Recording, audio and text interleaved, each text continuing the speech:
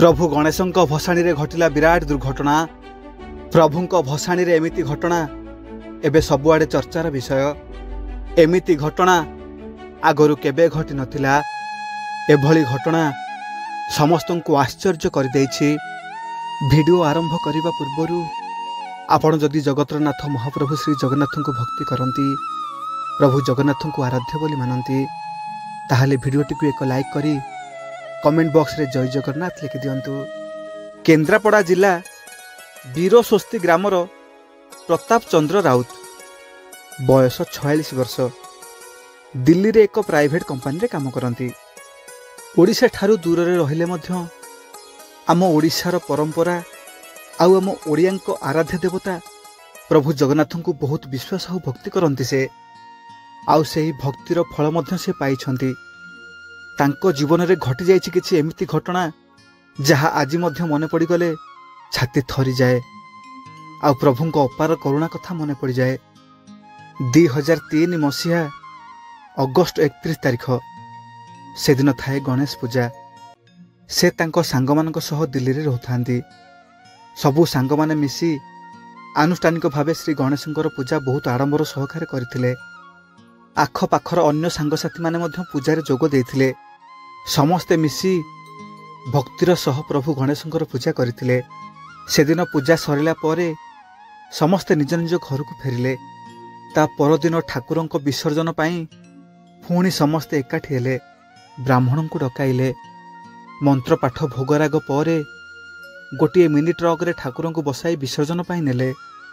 2 जण ढोलिया को डाकी ढोल बजाई सबु सांग माने सेही मिनी ट्रक रे हस उल्लास रे नाच गीत गाई चली थांती जमुना नदी को प्रभु श्री गणेशंकर विसर्जन करने। जमुना नदी कूल रे शेष पूजार्चना करी ठाकुर को गाड़ी रू ओह्लैले।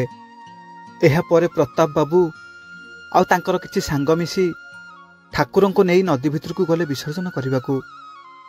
किंतु सेदिन जमुना नदी रे तांको सह जहा घटिला ताहा थिला बहुत लोम टांकुरा और हृदय विदारक घटना। से कथा भाविले आज भी तांको देहरु जीवन चलीगला परि लागे। सेदिन नदी भितर को जाई भलरे भलरे ठाकुर को विसर्जन कराइले। एहा परे प्रताप बाबूंकर किछि सांग नदी रे पहरिबा को लागिले।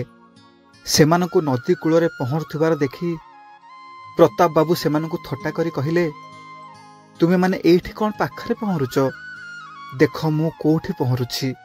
एमिति कही प्रताप बाबू पहरी पहरी नदी भितर को चलीगले। धीरे धीरे से समस्त ठारू बहुत आगु को चलीगले। प्राय नदीर मझी पर्यंत चली जाइथिले। एहा परे नदी कूल थिबा तांको सांग माने प्रताप बाबू को जोरे पाटी करी डाकिले। सांग मानक पाटी सुनी प्रताप बाबू फेरिबा को चेष्टा कले। हेले अल्प किछि बाट फेरिला परे तांकर आउ बळ पाइलानी। से थकी जाइथिले कारण अधिका बहादुर देखेई नदी रे पशिला बेले से तांकर पैंट सार्ट ओल्हे नथिले। से पुणी मोटा जीन पैंट ता भितरे पानी पशि जाइथिबारु से आउ गोड़ ऊपर को उठे पारले नाही। तांकर 2 जण सांग तांको कूल को आनिबा को चेष्टा करथिले। किंतु नदीर प्रखर स्रोत लागी प्रताप बाबू सेमानकु छाड़ी देइथिले। से भाबिले मु न फेरिबी नाही, किंतु सेमानकु काहेकि असुविधारे पकेइबी। एमिति भाबी प्रताप बाबू सेमानक हाथ छाड़ी देइथिले। एहा परे सेही 2 जण कूल को फेरिले। कूलर थिबा अन्य सांग माने केही साहस कले नाही तांको पाखकु आसीबाकू। कूलर थिबा समस्त सांग माने व्यस्त होई पार्टी करुथांती। जोरे पार्टी करी कहउथांती, आम सांग बुड़ी जाउछि, केही ताकू रक्षा करो, ताकू बंचाओ, किए अछि ताकू बंचाओ। एमिति कही तांको सांग माने कूलर चिल्लौथांती। किंतु केही साहस करि पार नथांती नदी भितर को पसिबाकू। सेपटे नदी भितरे प्रताप बाबू प्राणपणे चेष्टा करथांती कूल को आसीबाकू। हेले से आसी पार नथांती। से एते थकी जाइथिले जे तांको गोड़ हाथ हल्लै पार नथांती। धीरे धीरे से पानी भितरे बुड़ीबाकू लागिले। तांको गोड़ जाई माटी रे लागुथाए। से चेष्टा करी पुणी ऊपर को आसुथांती। थरे 2 थर नदीर माटी रे तांको गोड़ लागिबा बेले से अनुभव कले जे ऊपर पानीर सुओ अपेक्षा नदीर तल पानीर प्रवाह बहुत अधिक। एमिति घड़ी संधि मुहूर्त से संपूर्ण भावे हारी जाइथिले। ठीक सेतिकी बेले ତାଙ୍କର ମହାପ୍ରଭୁ ଶ୍ରୀ ଜଗନ୍ନାଥଙ୍କ କଥା ମନେ ପଡ଼ିଲା। ସେ ଆଉ କିଛି ଉପାୟ ନ ପାଇ ଦୁଇ ହାତକୁ ଉପରକୁ ଟେକି ସ୍ଥିର ହୋଇଗଲେ। ବଞ୍ଚିବାର ଆଶା ତ ସେ ଛାଡ଼ି ଦେଇଥିଲେ, ତଥାପି ମହାପ୍ରଭୁଙ୍କୁ ଡାକି ତାଙ୍କ ପାଖରେ ନିଜକୁ ସମର୍ପଣ କରିଦେଲେ। ମନେ ମନେ କହୁଥାନ୍ତି, ହେ ପ୍ରଭୁ ଜଗନ୍ନାଥ, ମୋତେ ରକ୍ଷା କର। ମୋ ଋଣୀ ଜୀବନ ଶେଷ ସମୟ ପର୍ଯ୍ୟନ୍ତ ମୋ ବାପା ମାଙ୍କ ସେବା କରିବାକୁ ଚାହେଁ। ତୁମେ ଚାହିଁଲେ ସବୁ ସମ୍ଭବ ହୋଇପାରିବ। ତୁମ କୃପାରୁ ତ ଶୁଖିଲା ଗଛରେ ମଧ୍ୟ ପତ୍ର କଅଁଳୁଛି। ତୁମେ ଚାହିଁଲେ ଆଜି ମୋତେ ଏ ଗଭୀର ନଦୀ ଭିତରୁ ଉଦ୍ଧାର କରିପାରିବ ମହାପ୍ରଭୁ। ଆଜି ତୁମର ଏ ଭକ୍ତକୁ ଏ ଦୂର ସହରରେ ମରିବାକୁ ଛାଡ଼ି ଦିଅନି ମହାପ୍ରଭୁ। ମୋତେ ମୋ ମା ବାପାଙ୍କ ପାଖରୁ ଦୂରେଇ ଦିଅନି। ମୋତେ ଉଦ୍ଧାର କର ମହାବାହୁ। ଠାକୁରଙ୍କୁ ଏମିତି କେତେ କଥା କହି ହାତ ଯୋଡ଼ି ସେମିତି ନଦୀ ଭିତରେ ଥାଆନ୍ତି ପ୍ରତାପ ବାବୁ। ପାଟିରେ ନାକରେ ପାଣି ପଶି ଯାଉଥାଏ, ତଥାପି ମନେ ମନେ ମହାପ୍ରଭୁଙ୍କୁ ଡାକୁଥାନ୍ତି ସେ। ଆଉ ସେଦିନ ଯମୁନା ନଦୀରେ ଘଟିଲା ଏକ ବିରାଟ ଚମତ୍କାର। ପ୍ରତାପ ବାବୁଙ୍କ ଡାକ ଶୁଣିପାରିଲେ ମହାପ୍ରଭୁ। ସେ ତ ବିପଦର ବନ୍ଧୁ। ତାଙ୍କ ଭକ୍ତ ଯେତେ ଦୂରରେ ଥିଲେ ବି ସେ ତାଙ୍କ ଭକ୍ତର ଡାକ ଶୁଣନ୍ତି, ଆଉ ତାଙ୍କ ଭକ୍ତକୁ ବିପଦରୁ ଉଦ୍ଧାର କରନ୍ତି। ନଦୀ ଭିତରେ ପ୍ରତାପ ବାବୁଙ୍କ ନାକ ପାଟିରେ ପାଣି ପଶି ସେ ଅଣନିଶ୍ୱାସୀ ହୋଇଯାଇଥିଲେ। ଆଉ ଠିକ୍ ଏତିକି ବେଳେ ଜଣେ ବ୍ୟକ୍ତି ତାଙ୍କୁ ନଦୀ ଭିତରୁ ଟାଣି ଆଣି କୂଳରେ ଛାଡ଼ିଦେଲେ। ପ୍ରତାପ ବାବୁଙ୍କ ସାଙ୍ଗମାନେ ତାଙ୍କୁ ଶୁଆଇ ଦେଇ ଆଉଁସା ଆଉଁସି କରୁଥିବା ବେଳେ ସେ 2-3 ସେକେଣ୍ଡ ପାଇଁ ସେହି ଲୋକକୁ ଦେଖିଥିଲେ। ଯେତେବେଳେ ସେ ଲୋକ ଜଣକ ତାଙ୍କର ପ୍ୟାଣ୍ଟ ସାର୍ଟ ପିନ୍ଧୁଥିଲେ। ତାପରେ ପ୍ରତାପ ବାବୁଙ୍କ ଚେତା ଚାଲିଗଲା। କିଛି ସମୟ ପରେ ଯେତେବେଳେ ପ୍ରତାପ ବାବୁଙ୍କ ଚେତା ଫେରି ଆସିଲା, ସେ ଓ ତାଙ୍କ ସାଙ୍ଗମାନେ ସେହି ଲୋକ ଜଣଙ୍କୁ ଖୋଜିବାକୁ ଲାଗିଲେ। ହେଲେ ସେ ଲୋକ ଜଣଙ୍କୁ ସେମାନେ ଆଉ ପାଇଲେନି। ସେ ଚାଲି ଯାଇଥିଲେ। ସେଠିକାର କିଛି ମାଛ ଧରାଳୀଙ୍କୁ ସେହି ବ୍ୟକ୍ତିଙ୍କ ବିଷୟରେ ଯାଇ ପଚାରିଲେ।